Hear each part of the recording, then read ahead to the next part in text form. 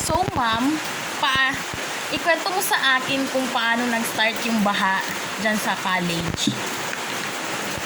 Nagbaha, naghapong gabi.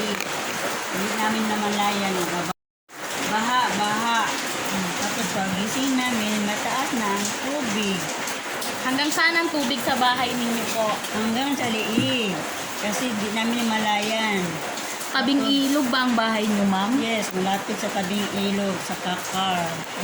Then, Tapos naglayasan kami papunta dito sa Tamser.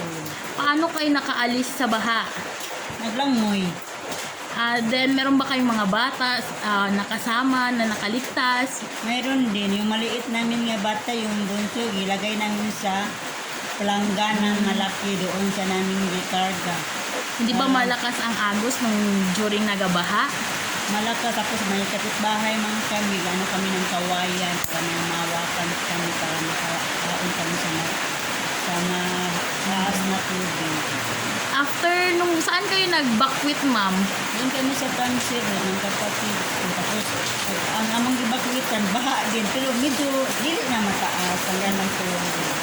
So, bale, may natanggap ba kayong mga tulong, pinansyal, or ayuda galing sa gobyerno? Wala kami natanggap. Saan lang kayo nakatanggap nung during mga bigas-bigas, balde, malong? Wala kami natanggap rin ng malong, pati bigas, mga balde. Wala kami natanggap. Pagkain na kami sa kapatid ko. Ayun nga tayo, wala kami mga ayuda. Hindi kayo nakatanggap ng maraming tulong galing sa mga government Wala employment? kami natanggap. Tawan yung iba. Kasi sa amin, wala kami natanggap. Sarili namin yung tayo. Mga kapitbahay ng kapatid ko, binibigyan lang kami ng damit kasi baka yung damit namin. Sa tama na.